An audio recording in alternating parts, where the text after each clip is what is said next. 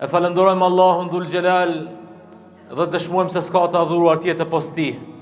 Dhe dëshmojmë se Muhamedi sallallahu alaihi wasallam është rob dhe i dërguar i Tij, me i miri gjithë bijve të Ademit, alaihi afdalus salatu wassalam. Paqja dhe bekimet e Allahut qofshin mbi të, mbi familjen e Tij të pastër, mbi shokët e Tij të ndershëm dhe besnik, si dhe mbi gjithë ata të cilët ecën rrugës e Tij, janë duke ecur dhe do të ecin deri në ditën e takimit tonë me Allahun azza wa jall. Vëllezër të nderuar, sot inshallah taala do mundohen të mos përtas sikurse javën e kaluar. Mirë, po nuk do të thotë se tema për të cilën sot do të flasim nuk është po aq e rëndësishme. Ndoshta edhe më e rëndësishme. Tema për të cilën duhet të flas në pika shkurta, edhe pse gjatë muajit të Ramazanit mes namazit të taravih kemi të cekur këtë temë, është sinqeriteti. Sinqeriteti është ajo e cila mu dhe ty na fut dhe na bën banor për banorëve të xhenetit. Kurse mungesa e sinqeritetit, sidomos në adhurim ndaj Allahut te bareke ve taala, është ajo e cila na fut në zjarrin e xhenemit. Allahu na ruaj nga zjarri i tij. Andaj, për me kuptu pak më mirë se çka është sinqeriteti, i kam përmbledh 2 apo 3 thënie të dietarëve islam, si dhe një ajet të Kuranit, që inshallah taala ne ta kuptojmë më mirë se çka do të thotë sinqeritet, dhe se kush është i sinqert, dhe se çfarë lidhje nënkupton sinqeriteti kur ki me Allahun te bareke ve taala. Se pari Zoti ynë te bareke ve taala në Kur'anin famullar thot: "Wama umiru illa liya'budu Allaha mukhlisina lahu ad-din hunafa." Dhe atyre, pra njerëzve, robëve, nuk ju është obligu diçka tjetër veç se të adhurojnë Allahun azza wa jall me sinqeritet. Që të jenë të sinqert në fejnë e tyre, që të jenë të sinqert në ibadet, në adhurim ndaj Allahut te bareke ve taala. Nuk ka kërku diçka tjetër prej teje dhe prej meje Allahu, veç se kur të adhurojmë, qoftë me namaz, me agjërim apo çka do tjetër, të adhurojmë me sinqeritet. Të jemi të sinqert në adhurim ndaj Tij te bareke ve taala. Të mos e bojmë për sy faqe, të mos e bojmë për dikon tjetër. Mirë, po adhurimi janë tërësisht të jetë vetëm dhe vetëm për lartmadhërinë e Tij te bareke ve taala, për Allahun azza wa jall. Pra, Allah azza wa jall po na bën me dije se nuk ka kërkuar dhe nuk kërkon dhe nuk e ka obliguar robin me diçka tjetër veç se të jetë i sinqert në ibadet ndaj Allahut te bareke ve taala. Të jetë i sinqert në fenë e Tij ndaj Zotit te bareke ve taala. Kurse Imam el-Junayd rahmetullahi alayhi për dietarët më ka thonë dhe ka përmbledh çështjen e sinqeritetit me fjalë shumë të mëdha e shumë të bukura, ka thonë: "El-ikhlasu sirrun bayna Allahi wa bayna al-'abd." Ka thonë sinqeriteti është një sekret, një fsheftësi mes Allahut dhe robit. La ya'lamuhu malakun fayaktubuh. Asnjë melek prej melekëve të Zotit te bareke ve taala nuk ka njohuri, nuk ka dije rreth kësaj çështje që të mund ta shkruan. Wala shaytanun fayufsidu. Dhe as në një shejtan nuk ka dije lidhje me këtë, kështu që me mujt me shkatru. Sinqeriteti, kur është njeriu i sinqert me Zotin e tij te bareke ve taala, shejtani nuk ka mundësi me shkatru këtë sinqeritet, këtë lidhje e tij me Zotin te bareke ve taala. Dhe e treta thot: "Wala hawan fayumilu."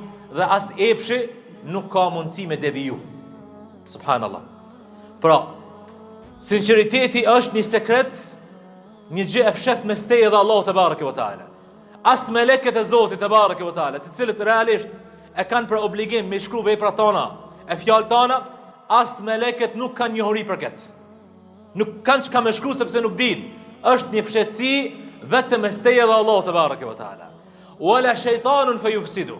Dhe as një shejtan nuk ka njohuri në lidhje me këtë, as nuk e sheh, as nuk e din, as nuk e kupton, kështu që me pas mundësi me ta shkatërru. Wala hawan fayumilu, dhe as epshi që ta devijon, me ta dhoni kohë tjetër. Nuk ka mundësi me ndërhyj epshi. Kur robi është i sinqert me Allahun te bareke ve taala, epshi nuk ka vend aty. S'ka mundësi. S'ka mundësi epshi yt dhe im me shkatru atë lidhje të sinqert mes teje dhe Allahut te bareke ve taala. Kur je i sinqert. As shejtani nuk ka mundësi. As melekët nuk kanë mundësi me shkruaj se remo diçka tjetër. Subhanallah. Pra, ky është njëri prej definicioneve të sinqeritetit. Kurse disa tjerë prej selefit kanë thonë, prej dietarëve të madh të selefit kanë thonë, el-ikhlasu, wallahi kjo fjalë shumë e madhe është.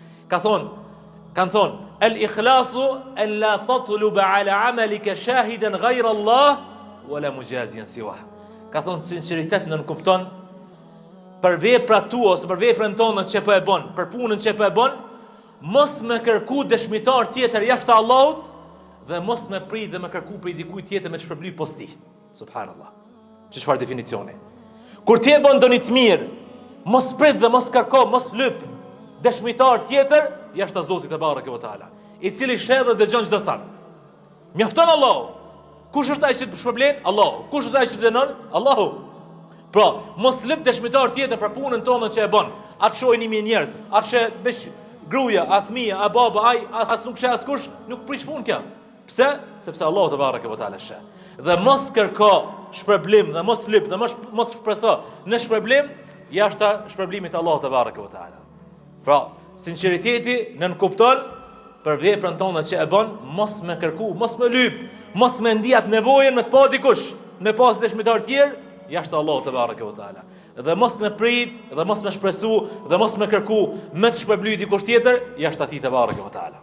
Jashtë ti te bareke ve taala. Kurse Abdullah ibn Mas'udi për mos më zgjat këtë hutbë, se javën e kaluam duket e kam gjatë pak, kurse Abdullah ibn Mas'udi radhiyallahu anhu e shpjegon shumë bukur se kush është i sinqerti. Kush është ai rob i sinqert? Si shihet puna e tij, si është gjendja e tij? Thot Abdullah ibn Mas'udi radhiyallahu anhu, siç transmetohet në Jami al-Ulum, thot el-mukhlisu li rabbih kal-mashi 'ala ar-raml. La tasma'u khutuwatihi walakin tara atharahu. Thot i sinqerti me Zotin e tij te bareke ve taala, ose i sinqerti ndaj Zotit e tij te bareke ve taala, është sikur se ai i cili ecën mbi rrë. Rrë pi thoj kanë zallit në shkatinë. Do të thonë dikush që ecë mbi zall, çka ndodh? Thot la tasma'u khutuwatihi. Nuk i dëgjon fërkemt e tij, hapat e tij. Nuk dëgjon asgjë. Mirë po thot walakin tara atharahu. Ishe fërkemt e tij që i kalon. Nuk dëgjohet.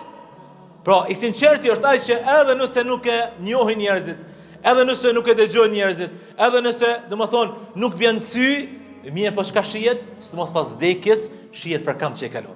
Punë, gjurmë që i kalon pas vetes. Ato shihet.